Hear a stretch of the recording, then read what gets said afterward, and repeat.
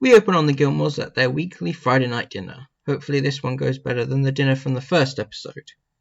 So, Lorelai, how are things at that charming little inn of yours? They're still charming and little, and we're just crossing our fingers it doesn't assert itself and become rude and large. I didn't really talk much about this in the first episode, but the Friday night dinners are a pretty good example of balancing comedy, character interaction and development, as well as a natural way for the characters to give exposition regarding the upcoming events of the episode. In the case of this episode, we have a double wedding, which Lorelai is running at the inn for two sisters. While we don't have any scenes at Chilton, we do learn that Rory has been informed that she'll have to take up a sport as part of her education. Okay, done with me now. Rory has to pick a team sport to play. It's a requirement. So what are your choices? God, there's like 1,000 of them. Basketball, lacrosse, swimming, track, golf. Golf? This gives Emily an idea. Well, your grandfather is a golf player. He could teach you to play like a pro. Emily. Richard isn't too pleased with this idea, but Lorelai is livid. I'd like to talk to you fast before the sugar sets in and makes me crazy. Dragging Emily off to confront her yet again for interfering with her and Rory's life. This is as far as I can go unless you'd like me to bore my way through the wall. Just trying to help your daughter get an education. Thank you. She'll find another sport. Just let it go, please. Well, isn't this interesting? Believe it or not, this is not about you. Of course it's about me. If Rory goes and has a good time without you, then I win. Well, the good news is, if things don't work out with Richard in golf, Emily seems to be pretty good at tennis, judging by this great back and forth verbal sparring. Interesting, isn't it? You being the one who's controlling. Ooh, that's a low blow. Yes, you and I are more alike than you thought, aren't we?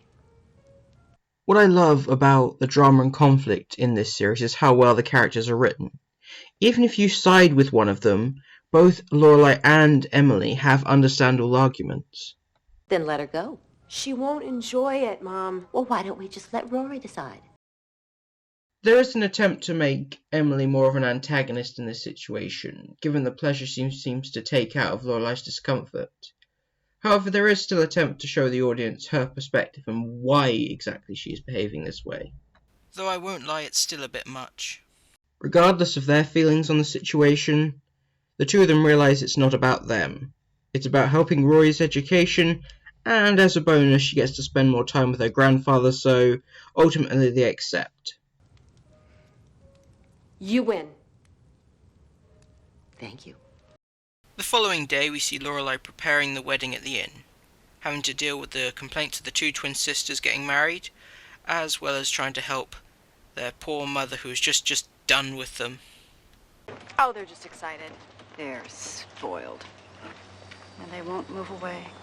But luckily everything is on track because Lorelai is a pro when it comes to organising events like this. I have everything under control. Why don't you go up to your room, send up some wine, and a masseuse who bears a remarkable resemblance to Antonio Banderas. How remarkable. Get ready to applaud. Soon, the grooms arrive at the inn, and the staff get a shocking discovery. Weird. You kept this from me on purpose. It's like a really snooty Doublemint commercial. As all this is going on, Lorelai can't get out of her head what might be going on with Rory, insisting to anyone who will listen to her, and anyone who won't. You don't care at all, do you? To me, you are the teacher in the Charlie Brown cartoon. That Rory is almost certainly having a terrible time playing golf with Richard, and any minute now she's going to be calling for Lorelai to pick her up. So let's check back in with Rory. Before they set off, we get to see how much Emily's excited for this opportunity, and how much she doesn't appreciate Richard's attitude about the whole situation. So help me God, you will be sweet to this girl and make this a memorable day for her. And it means a great deal to my happiness and yours that this day go well. With their relationship with Lorelai always on a constant knife's edge, Emily is desperate for them to have a positive relationship with Rory. Rory arrives late, much to the frustration of Richard, though not showing it, and receives a little gift from Emily. Here we go. Now you look just like Tiger Woods. And the two of them set off to the club. Once they arrive, we get to see how much of a riveting sport golf is, as Rory tries her best to master it. All the while, Richard does his best to let his neuroses about the procedure of the game not get the better of him. I'm betting that was wrong. something that he's finding extremely difficult. Back with the wedding preparations, the twin sisters are still driving their mother crazy. Can't do it anymore. Get me a cab. I'm going to go far away now and never come back. Jackson is fighting a losing battle with Suki. Take the blueberries. No! And the staff are still being unnecessarily cruel about the fact twins are marrying twins. Go with me here, but let's say Mark walks into a hotel room. It's not his wife, it's his naked sister-in-law, and he has sex with her. Would that be cheating? While I'm here, I think it might be a good time to introduce a character I forgot to mention in the previous 2 episodes, Miss Patty, played by Liz Torres, owner of the local dance hall and also the town cougar. Oh, you know, in some countries, if you dance this close, you're cheating on your wife. Much like Babette in the previous episode, she's a fairly minor character, but since this episode is a little light on plot at the moment, I thought it'd be a good opportunity to mention her here. Speaking of minor characters, we also get a visit from, I assume, Mick still? They don't mention his name. This is 20 Swans? Sure, why not? Golf was sadly a bust for Richard and Rory, what a shock. So instead she decides an alternative method to bond with her grandfather. Can I ask you a question? Go ahead. What do you do? Hesitant at first, Richard begins to open up about his work to Rory. I oversee our international division. That sounds important. Well, it rates a parking spot. This, in turn, inspires Rory to discuss her own aspirations, such as the places she wants to visit as a journalist, as well as her wish to backpack around Europe. When I graduate from high school, we're gonna go backpacking through Europe together. You know, do the whole hostel thing. I just hope it really happens. As much as I went on about Kirk in the last episode, I will give the creators of the show credit for their use of foreshadowing in setting up future events and sticking to them, since eventually the 2 of them do go on that trip. After their talk, the 2 briefly separate to visit the steam rooms. Learning how horrible his friends and colleagues find their granddaughters, Richard is able to feel a great sense of pride for Rory. Furthermore, over lunch, Rory was able to give him some inside gossip from the women's steam room. That committee of yours is not looking at people as much as you think. Oh, why would they? From what you've told me, they're all involved in one nefarious activity after another.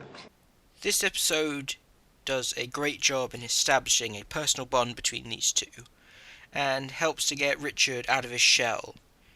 Most of the time he's a fairly difficult character to pin down, in terms of his feelings and motivations, and being quite closed off, so it's nice to see him open up here. That evening, Roy returns home, meeting back with her mum at Luke's. What's with the hat? Grandma gave it to me. Oh, now that's just mean. Lorelei has been preparing all day to comfort Rory, not being able to imagine the horror she must have been put through. So it comes as a surprise, and Roy reveals she actually had a pretty good time with Richard. Yep, it was quite good. Quite? What's with the quite? What do you mean? You don't ever say quite. Confused, upset, and even a little bit jealous. Lorelei's emotions are all over the place, but to her credit, for now she is able to be supportive for her daughter. Wow. So, you really had fun? Yeah. However, things don't get easier for Lorelei, as the following day, Rory gets a call from Richard, showing that their relationship is developing even further. Desperate to try and get control of herself, Lorelei makes a suggestion to Rory. I was thinking your golfing expedition should totally count as a dinner. Oh, well, that's okay. Rory's dismissal of this idea finally gets Lorelei to snap. However, what she does is, to be honest, a little bizarre out of context. Is that my sweater? What? You're wearing my sweater. So? I thought I asked you to at least ask, before you borrow my stuff. I'm sorry. It's my favorite sweater, too. Since when? Since always. Take my sweaters and you wear them and you stretch them out. I couldn't possibly stretch them out. Your boobs are way bigger than mine. That is not true. Do you want to measure? What? You're cracked. You're bigger! While Lorelei's rant seems quite ridiculous, especially to Rory, she is resentful of this relationship Rory has with her parents, something she never had. Though she is aware that it's not Rory's fault, and getting angry with her is clearly wrong. I've seen this behaviour in real life. People trying to confront non-tangible issues that are upsetting them, and as a result having to redistribute that anger on something more tangible. I've even done this myself. If you ever come across some not too positive comments from me about the Doctor Who story The End of Time, please be aware these were written during a point in my life when I was struggling with real world issues that I couldn't deal with and had to get that anger out somehow, and so my opinions on said episode were highly exaggerated. Fortunately for Lorelei, she's able to realise just how bizarre her behaviour was. With the benefit of time to think, and the wise words of Suki, Lorelei is able to make sense of her emotions. She should have fun. I mean, I want her to have a good relationship with her grandparents. Just because I don't doesn't mean she shouldn't, right? You're jealous. Oh, I'm not jealous. Yeah, you are. You're jealous because they like Rory better than you. But enough of that character introspective nonsense. Suki finally has her strawberries, much to the disgust of Jackson. With the wedding being a success, the twins' mother is finally able to celebrate, knowing she'll soon be free of them once and for all. More importantly though, Rory and Lorelei are able to reconcile. The episode comes full circle as the two of them attend Friday night dinner once again. While Lorelei has been able to control her feelings for the sake of Rory, Emily certainly isn't making it easy, coming off almost gleeful at how well things have gone and how uncomfortable it's making Lorelei. We end on a perfect visual metaphor for this situation, as Richard and Emily take Rory to their study to discuss a book with her, while Lorelei is left all alone. This episode was great, with the first two episodes having to balance both character work and establishing plots for the series. Episode 3 is able to take it a bit easy with the narrative, instead focusing on character development. I really appreciate how well these characters are written, giving them dimension and preventing conflict from being one-sided. Even if you agree with one of them, you're able to understand why the other person is acting a certain way, even if you don't necessarily side with them. Well, that's all for this episode. Thank you for watching. Remember to comment your thoughts on the episode below. If you enjoy this video, be sure to give it a like, and if you wish to stay up to date with the work I create, please hit that subscribe button and be sure to hit the notifications to know when the latest video is coming. You can also find and follow me on Twitter at the above links, and I'll see you next time for The Deer Hunters. Bye!